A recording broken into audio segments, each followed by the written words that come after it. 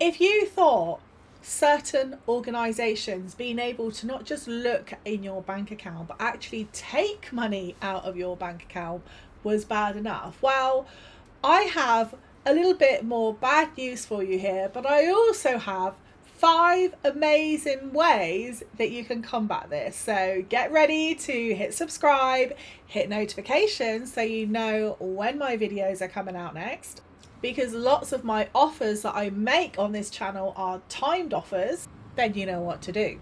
So yet again, we have another MP, aka Rachel Reeves, laughing again.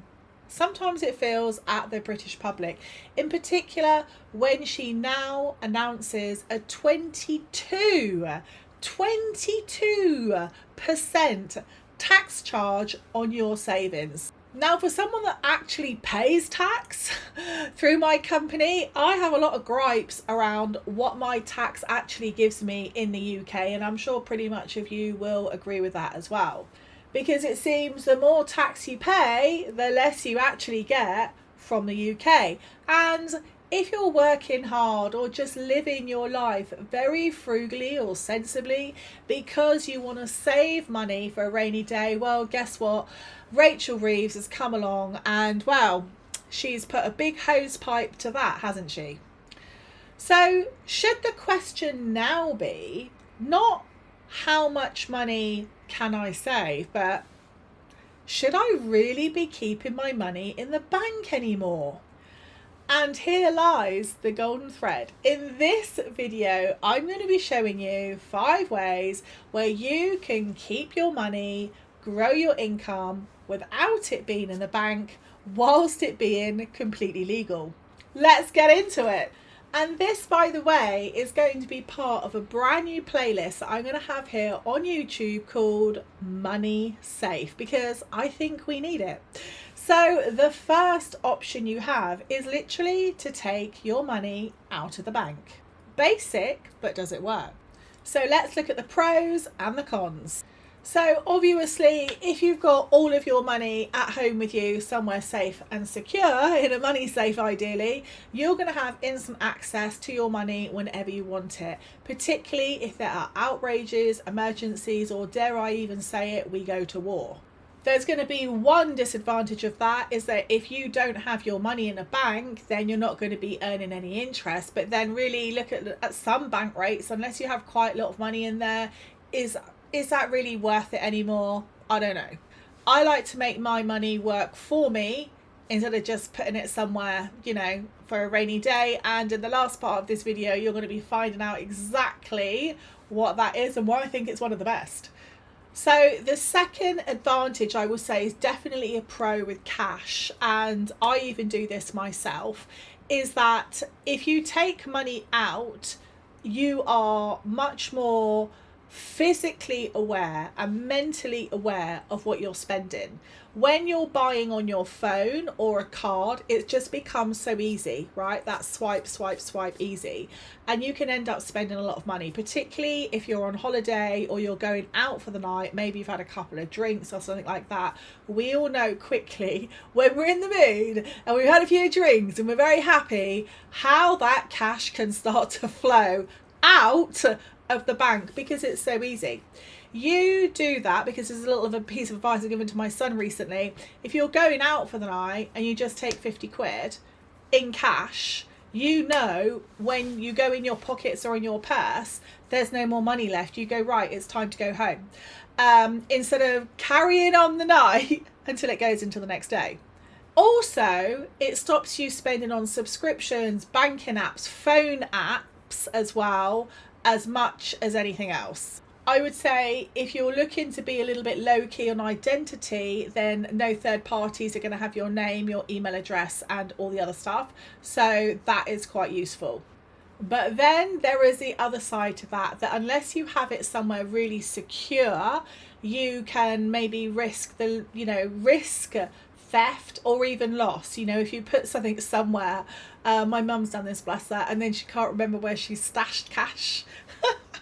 Then you could forget, oh, where did I put that 50 quid or 100 quid, whatever it is, or 20 quid, and potentially even lose money like that.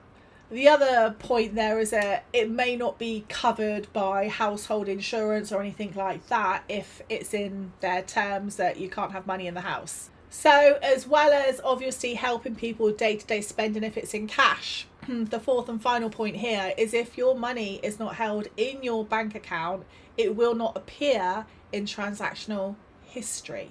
It will just show as money taken out or money put in, but not actually what you're doing with that money. So whilst that's all very well and good, depending on where you are in your life and what system reliance you have, that can alert speculation. But I always say GDPR and data protection is more important, and some agencies and public authorities need to understand the relevance of GDPR and data protection.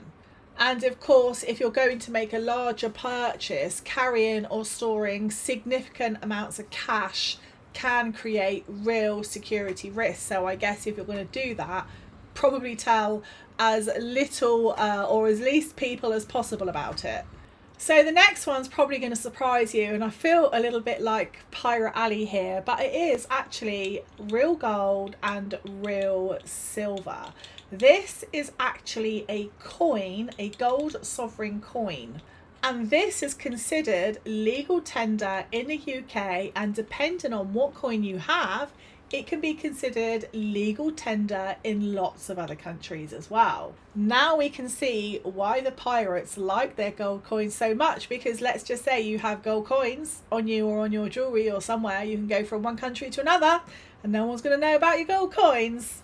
Now, I only recently learned about this because one of my friends actually does work in the gold and bullion trade, and believe it or not, this is a thing. People are buying gold and silver coins all day long, all night long. Not rich people. Well, of course, they probably do that. But just everyday, normal people.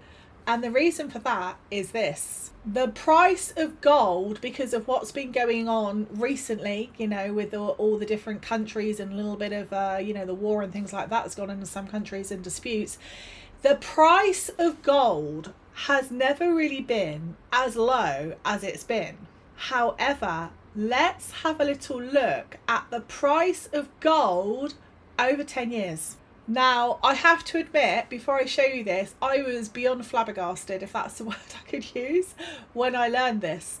And I keep saying to my son now, you should be doing this in 10 years' time. Where could you be? Look at that. Oh my gosh. So you imagine here in like the price of gold. Oh, sorry, what am I doing? Not I thought that was 10 months. Let's go for 5 years. Look, January 2022. Look at it now. Look at the price of gold, how it has gone up. Let's look at it over 20 years. Look at that. It's dipped a little bit, but everybody says it's just going to go up. You imagine if that was you. Oh my gosh. Now, I know a lot of people are going to be like, no, because you hear all these things about crypto and trading. I have another son that does trading. I just look at this stuff and I'm like, oh, it's so confusing.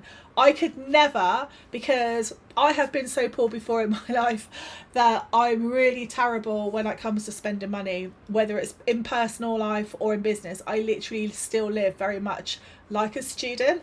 And in business, as in I don't spend a lot. In business, I only spend money if it makes money. It's literally my mission statement.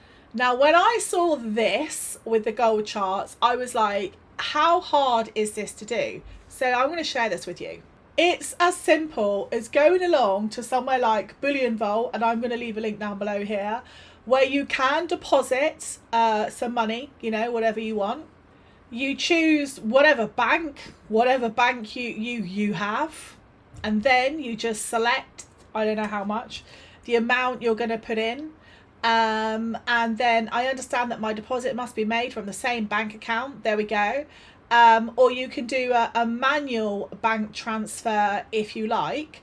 And then from that moment onwards, you can literally buy gold. Anyone at all can literally just go ahead and buy gold just like that. Now on here, if you're completely new, there is a whole load of information about buying gold, buying the gold coins. There's even buying gold and silver and platinum. So the pros of buying any type of bullion is that it is a tangible asset.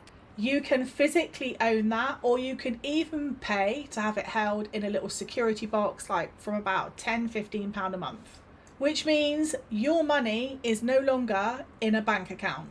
This can diversify your savings, and particularly if you're sort of later in life and you're thinking of leaving income or money or inheritance to family members or loved ones, you can just, sign them over your gold coins. And of course, it's completely legal. So the cons of this, I would say, is there's no income. Gold doesn't pay interest or dividends, but it does go up rather than down in its monetary value. Gold, I would say, or silver, any bullion, is for the long haul. You need to keep it for a year, a couple of years at least, before you can see any kind of change in it. Like all of these things, price can fluctuate, it can go up, as I said, it can go down. There's one kind of con I would say is that it's not as liquid as cash, but it pretty much can be. If you have a gold coin, you can just go down the street or walk into your jeweler and they can test that and buy it. Make sure you always buy from a reputable resource like one of the ones that I've shown, because you could be asked for the documentation. Wherever you buy things like this from, you can sell it back to them as well at the gold price or the silver price, whatever bullion price it is for that day. So that's good to know as well. You're not stuck with something that you just can't resell.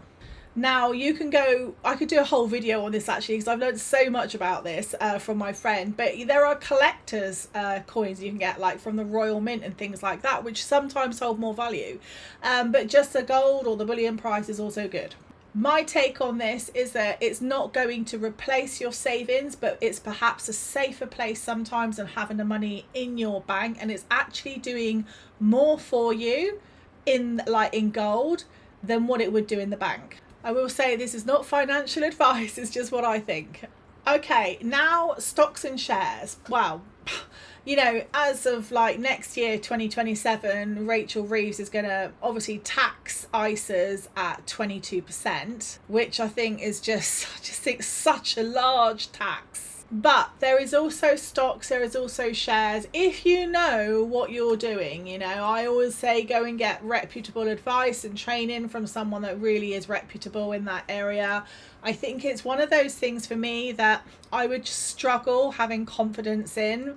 And lots of these accounts, I do believe, are also monitored by HMRC. Knowing that, I know somebody else that does this. They make quite a lot of money by doing this. So, if you know what you're doing, it can be insane what you can earn. But like everything with when you're taking money out of your bank and you're investing it in stocks and shares, like it can go up, it can also go down. And I think one of the best pieces of advice I was given when I was looking at this once was that be prepared when you start, be only prepared to invest in what you could potentially lose. And that just, I was like, yeah, no. There is definitely less immediate access, but then, you have crypto and all sorts of other things as well. You can easily liquidate that money sometimes. Now, I'm going to say tax advantages. There are currently tax advantages, but we don't know how long that's going to last for. But in investments held within a stocks and shares account, ISA can grow free from UK income tax and capital gains tax, subject to current tax rules. But as we know, that's going to change. But you can invest more in different companies like Tesla, Coca-Cola, Apple. These are all really big companies that people always invest in. It allows you to spread your money across different kind of companies, funds, sectors, and it's money that's not sitting in your bank account. But as I said, I think if you do something like this, it definitely requires knowledge and patience. There is risk involved in this, I think. But if you know what you're doing, probably less, but at the end of the day, everyone has to start somewhere, right? So the next one, just bear with me on this, because when I hear crypto, I'm kind of like, oh no. But there is something recently that I've also been learning about all of this stuff, guys, so I'm sharing it with you. There is a difference between cryptocurrency and cryptocurrency held in a cold wallet. And if you are somebody that does not like being surveyed, if you don't want your income and your basic transactions being surveyed, then this is probably going to be very interesting for you. So cryptocurrency is the digital asset, sort of a digital currency that exists. For example, Bitcoin is cryptocurrency. Now, a cold wallet is not the cryptocurrency. It's a physical device that stores the access keys to that cryptocurrency. But the cold wallet keys or crypto keys are held offline. Now, I know this is particularly interesting to lots of people because the new Online Communications Act that we have now allows certain agencies to look into every single website that you've ever visited. I can see the relevance in that for people that are up to no good and looking at things that really shouldn't be. However, it's massive monitoring. So to sort of break this down a little bit more, the cryptocurrency is the cash, that's kind of like the money, and then the wallet is where you keep the money or access it. So what are the pros of this? So the pros of this is you actually control your own asset. You take your money out of your bank, you buy the cryptocurrency or you do it online, and then your cryptocurrency, when it's done with a cold wallet, isn't left on an exchange platform or a third party platform. Because of that, with a cold wallet, it's not connected to the internet, so it's less exposed to online hacking attempts and, I would say, general monitoring practices that are creeping their way in more and more.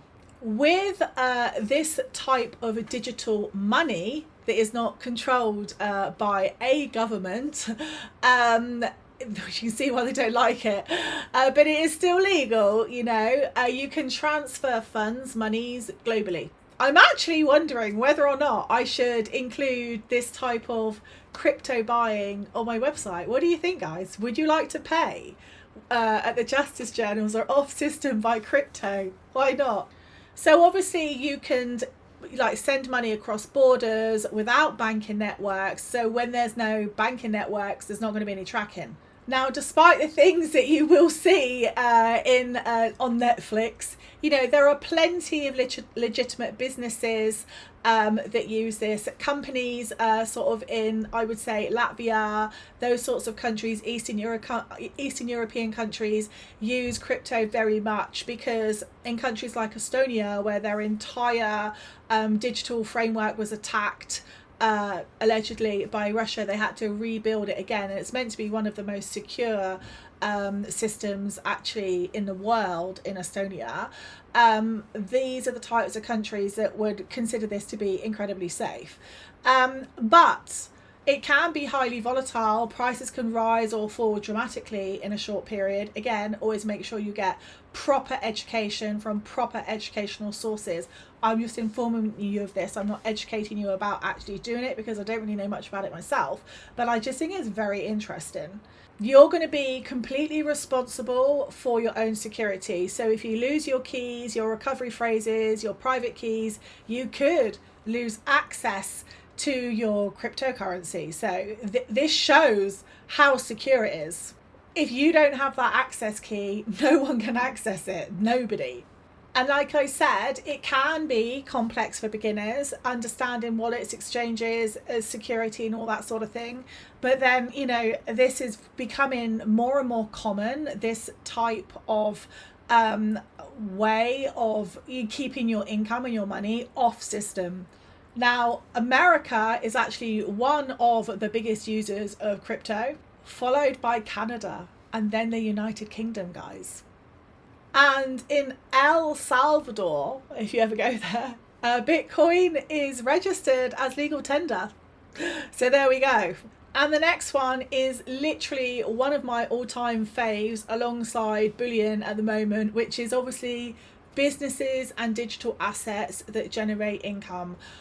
I have websites and even very simple blog sites that I built 15, 20 years ago that I've been offered, quite frankly, insane amounts of money for.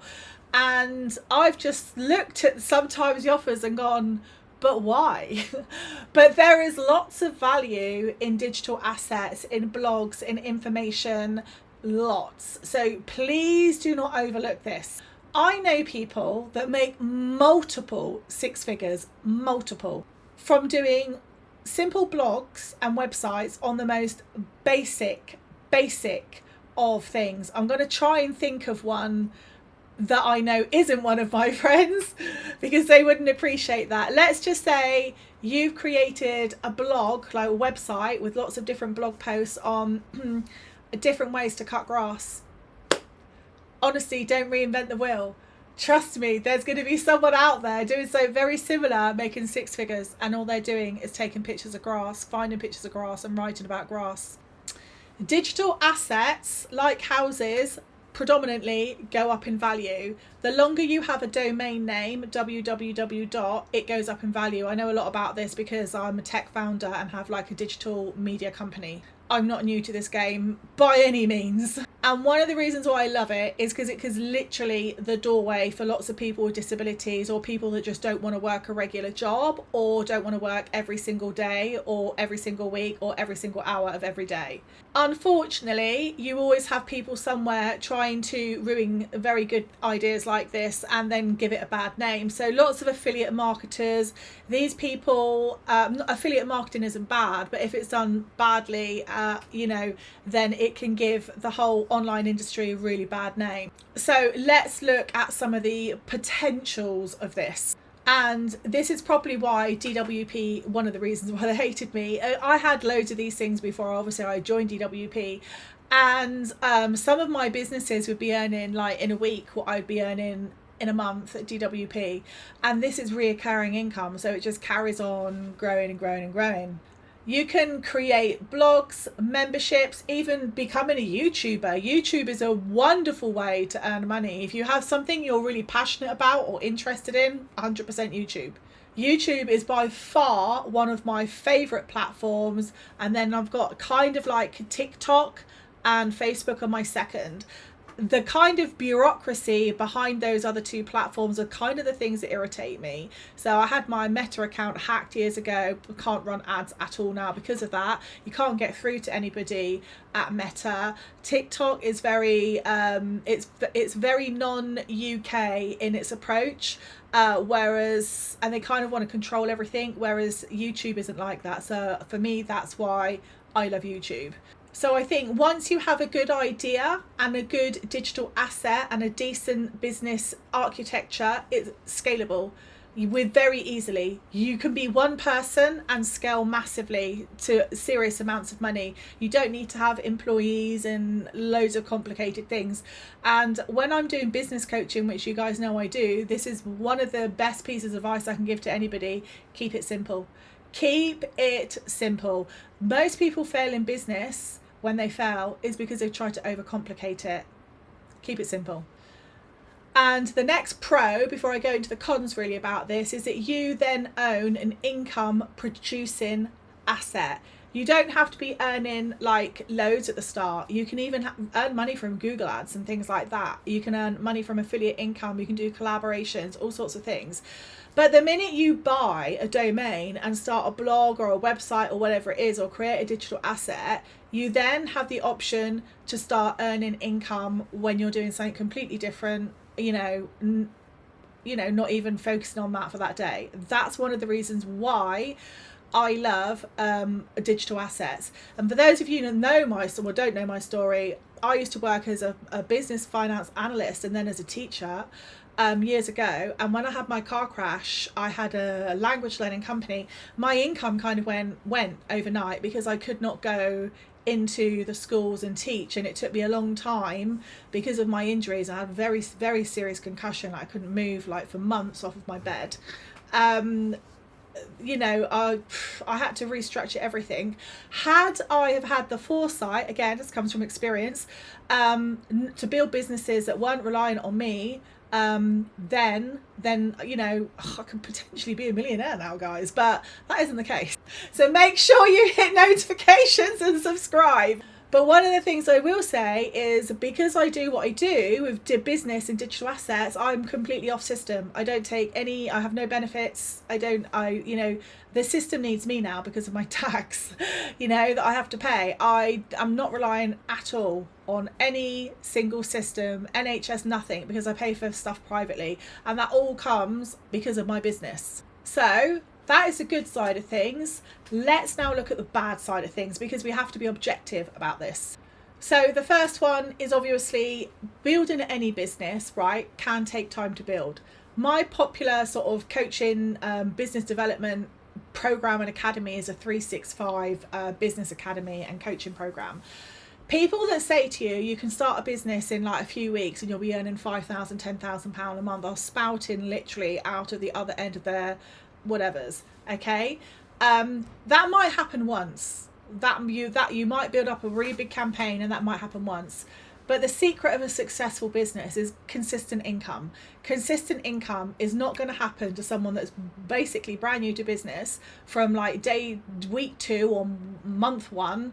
It takes time, and but it's not a waste of time. And if you get the right guidance and support, and those skills that you learn along the way are going to pay you dividends, quite literally.